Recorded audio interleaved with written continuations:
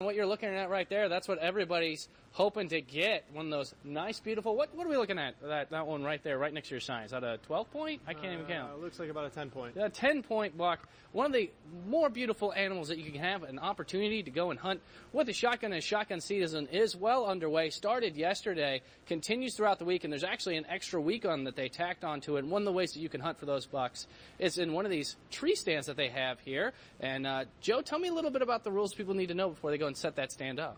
Basically, there's three styles of tree stands. There's what's called a ladder stand, there's a hang-on tree stand, and there's also a climbing tree stand. The one thing that you really need to remember is hunting on public land in the state of Ohio, you are not able to permanently fix anything to a tree, be it a tree step, a bow hanger, or anything to that nature.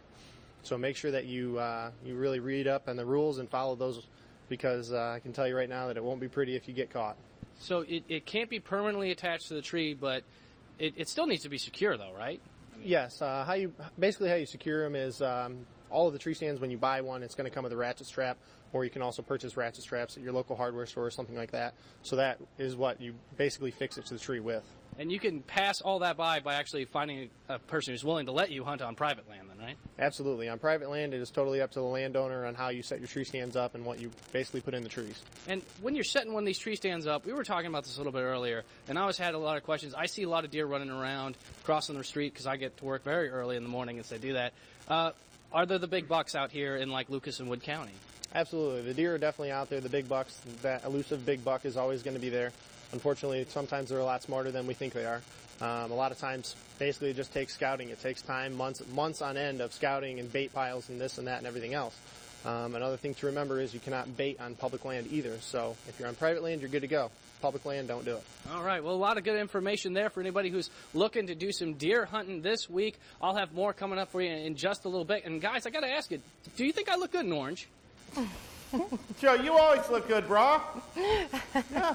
What do you guys think? Oh, thanks, Joe. Oh, yeah. Very, very handsome, Joe. Very handsome. You absolutely do. I think the rule of thumb is, unless you're hunting this week, you don't want to be out in the woods. But if you are out in the woods, you know, we hunt with our eyes, but deer defend themselves with their nose. So you need to be able to go ahead and be prepared for that. Joe, what's some of the things that people could do to make sure that, you know, I really don't want to be spraying on that Axe deodorant body spray and then heading out to hunt that same day then now? Probably wouldn't be a good idea.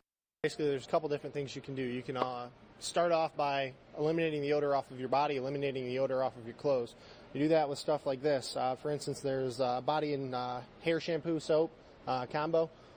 There's also going to be laundry detergents and stuff like that you can also use as well. Believe it or not, there's even dry stuff to obviously take the odors off of your body, take the odors off of your clothing before you head out into the woods.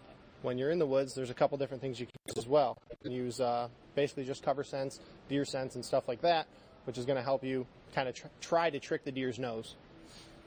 But these things, you know, they don't smell so great. We're going to be honest with that, right? They're not the best smelling things in the world. I mean, I guess some people might like the smell of them, but you never know. Because it could be the smell of victory of getting that nice 12-point buck, right? Absolutely, stuff like that. Absolutely. All right. Well, guys, if you're heading out hunting, we want to make sure you hunt safe. Make sure you wear your bright orange vest, any orange material out there if you're going out and doing that today.